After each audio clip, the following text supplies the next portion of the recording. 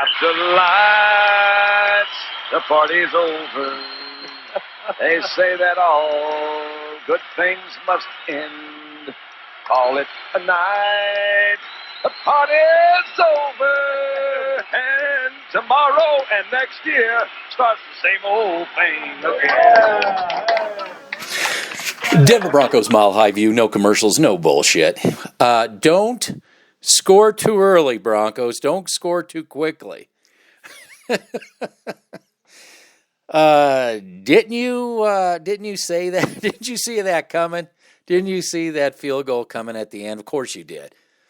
Because there is no defense, let's face it. They showed up for some sacks, but it's just all too little too late.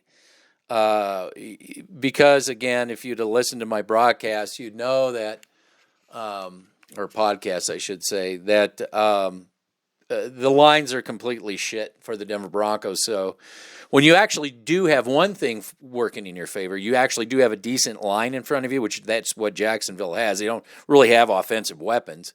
You could make Fournette look like a superstar.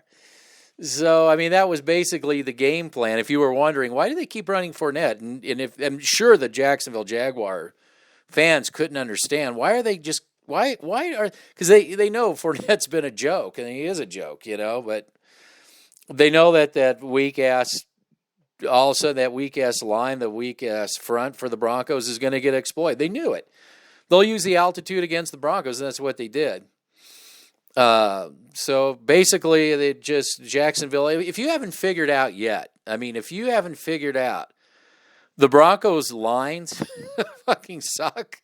If this hasn't been the lesson to teach you, I don't know what has been.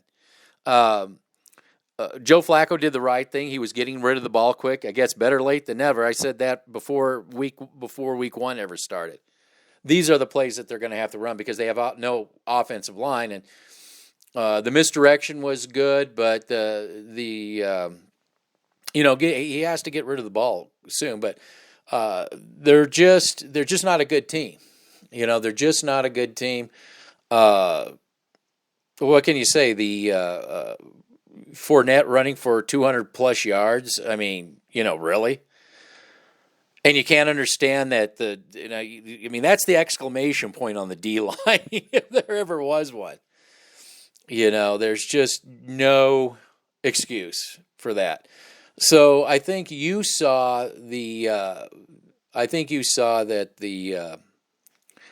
the end was going to result. I think everybody knew. But let's go back to the Fournette run of, I don't know, what was it, 70-some yards or 80-some yards? I think it was maybe 80-plus yards. You knew that run was coming. I knew that run was coming. The Broncos knew that run was coming, and they let it buzz for 80-some yards. They just do not have good run stop. They just don't have good personnel up front. They just don't. And again, I'm going to keep harping on up front talent, which the Broncos do not have. What is it? Their receivers are good. See, this is the difference between Jackson. Let me give you this example, too.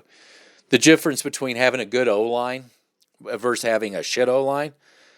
Flacco, the statue he is, it doesn't matter because, if he's not going to be able to run around if he can't get rid of the ball. So I know you wonder why he, throws it. But if that was the best thing he could do, as opposed to getting 10-yard, 15-yard, whatever, sacks, 8-yard sacks, whatever the case may be. But here's the difference. The Broncos have some good receivers. They just don't have an offensive line to do the ghost play. If you saw Mr. Mustache 15 for the Jaguars, he did a ghost play. The ghost play is you turn one way, act like you're going to throw it, then turn 180 degrees the other way on the other side of the field, act like you're going to throw it, then you swing around 90 degrees to the down the field and then throw it. You have to have incredible amount of time to do that. They don't have really any superstar receivers or even tight ends on their team, really. They got one good receiver that, they don't have the offensive weapons. But when you have a good O-line, You can win games like this. You can come back to especially when you're battling up against a weak defensive line. You can come out ahead. And this has been my point. If this game hasn't just put an exclamation point on it, are the Jags going to win very much? And maybe they're the 8-8 team. Maybe the Broncos, because of their lines, really again makes them more of a 5-11 team, about a 5-11 team. Maybe they'll win 5 games. Maybe. I can't see them beating San Diego. They actually have offensive weapons. And here's the thing, too. If you thought that Denver Broncos were actually stopping the run, it was a fake stat. The Broncos have been thrown on because these teams have playmakers.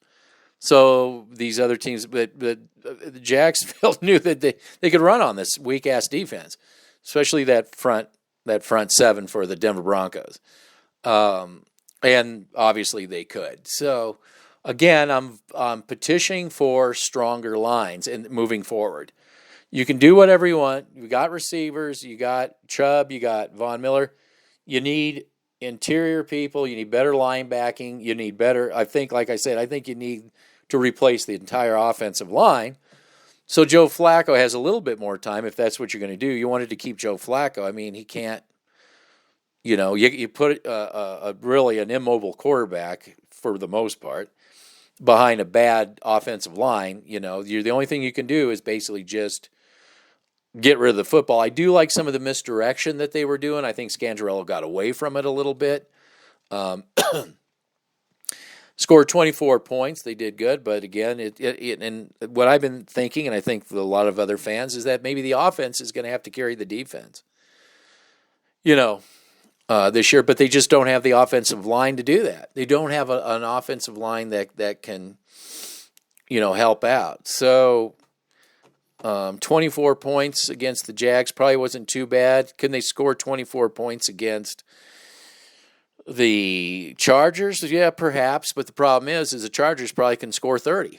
That's going to be the problem for the Denver Broncos here on out.